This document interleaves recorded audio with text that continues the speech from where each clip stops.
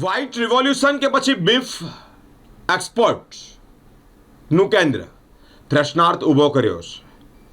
આ યુવાનો કે જેઓ ડેરી ઉદ્યોગ પાછળની કડવી વાસ્તવિકતા બતાવવા માટેનો એક નમ્ર પ્રયત્ન હાથ ધર્યો છે. રાષ્ટ્રવ્યાપી એટલે કે રિપબ્લિક વીક અભિયાનના ભાગરૂપે વડોદરાના એનિમલ લિબરેશન ગ્રુપના યુવાનો દ્વારા સયાજીબાગ પાસે એક આકર્ષક જાર ઇન્સ્ટોલેશન પ્રદર્શિત કરવામાં આવ્યું છે.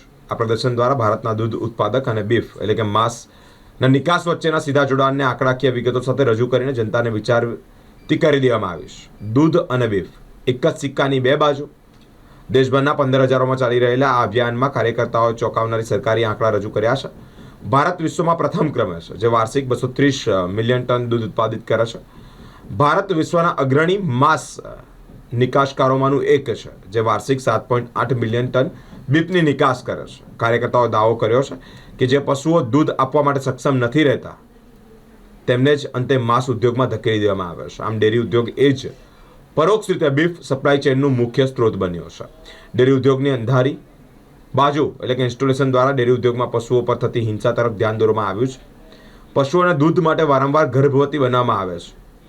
જન્મતાની સાથે જ વાછરડાને માતાથી અલગ કરી દેવામાં આવે છે. કેટલીક કડવી રિયાલિટી પણ સામે આવી છે. વડોદરા ઉપરાંત આજે ભિલાઈ, લખનઉ અને ભિવાની જેવા શહેરોમાં પણ યુવા કાર્યકર્તાઓ આ પ્રકારના પ્રદર્શનો યોજીને ડેરી ઉદ્યોગ અને પશુ અધિકારો પ્રત્યે જાગૃતિ ફેલાવી છે. નમસ્તે, મારું નામ છે સોનમ તિવારી અને હું વડોદરા એનિમલ લિબરેશન ગ્રુપમાંથી મારા મિત્રો સાથે આજે અહીંયા શાંતિપૂર્ણ જાગૃતતા અભિયાન કરી રહી છું કે ડેરી ઇન્ડસ્ટ્રી અને માંસ ઇન્ડસ્ટ્રી જે બીફ ઇન્ડસ્ટ્રી છે એ બંને સંકળાયેલા છે. તો અમારું એ કહેવું છે કે ડેરી ઇન્ડસ્ટ્રી જે આપણા વિશ્વમાં સૌથી મોટો ઉત્પાદક છે ડેરીનો, ત્યાં 230 મિલિયન ટનથી બી વધારે ડેરીનું ઉત્પાદ થાય છે.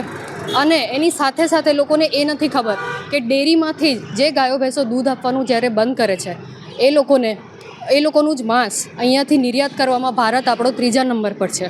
તો ડેરી અને બીફ ઇન્ડસ્ટ્રી એવી રીતે સંકળાયેલા છે. બીજી વસ્તુ કે ડેરીમાં માતૃત્વનો બી નાશ થાય છે, સાથે સાથે આજીવન એ લોકો પર ક્રૂરતા આચરવામાં આવે છે. અને બીજી જગ્યાએ ત્યારે નર વાછરડા જન્મે છે એ લોકો ડેરીમાં કંઈ પણ કામના કે યુઝફુલ નથી હોતા, તો એ વાછરડાઓને રોડ પર કચરો ખાવા મૂકી દેવામાં આવે છે, કાં તો બીફ માફિયાઓને વેચી દેવામાં આવે છે. લોકોને અમે આ વિશે જ અવેર કરવા માંગીએ છીએ.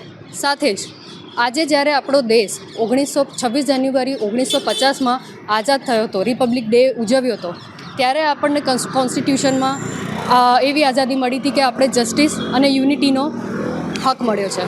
તો આપણે એ જસ્ટિસ અને યુનિટી ખાલી હ્યુમન સુધી જ કેમ આપણે સીમિત રાખીએ છીએ? અમારું એવું બી કહેવું છે કે આપણે પ્રાણીઓ પ્રત્યે પણ એટલો જ પ્રેમભાવ દેખાડીએ, એમના સાથે બી આપણે સારી રીતે વર્તન કરીએ અને ક્રૂરતા ના આચરીએ, એનો હિસ્સો ના બનીએ. તો બસ એ જ વાતો અમે લોકો સુધી પહોંચાડવા માંગીએ છીએ. મેડમ, સરકારની કોઈ મદદ આપને જોઈતી હોય તો તમે કેવી રીતના? સરકારને અમે એટલું જ રિક્વેસ્ટ કરવા માંગીએ છીએ કે જે બી વસ્તુ છે એ ટ્રાન્સપરન્ટ કરે પબ્લિક સાથે, અને જે ડેરીનો ઉદ્યોગ છે ડેરી ઉદ્યોગ એને ઓછું કરે.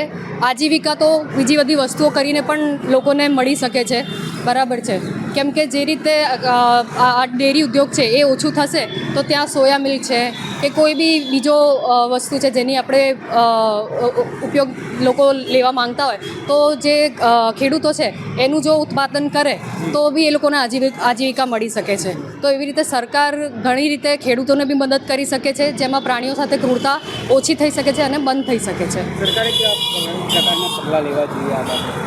સરકારે આ જ છે કે બીફ જે અહીંથી ગાયો ભેંસોને મારી દેવામાં આવે છે સ્લોટર હાઉસમાં, એ બંધ કરાવવું જોઈએ. અને ત્યારે જ બંધ થશે જ્યારે ગાય ભેંસોનો આર્ટિફિશિયલ ઇન્સેમિનેશન કરીને જે દર વર્ષે બચ્ચા પેદા કરાવવામાં આવે છે ડેરી માટે, એ જ એનું કારણ છે. તો એ જ્યારે બંધ થશે ધીમે ધીમે આગળ, ત્યારે જ ક્રૂરતા બી બંધ થશે. તો અમારી સરકારથી જીવદયા પણ એક સંસ્થા છે, એ પણ આવી રીતના મદદ કરતી હોય છે, તેમની પાસે કોઈ આશા?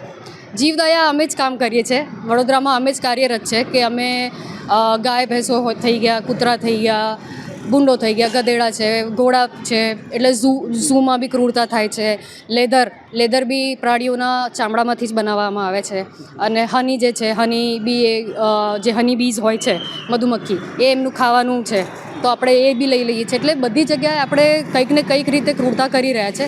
તો મારું એવું માનવું છે અને અમારા બધાનું એવું માનવું છે કે આપણે થઈ શકે એટલું એનું ત્યાગ કરીએ અને અહિંસક બનીએ. જી આપનું નામ? સોનમ તિવારી.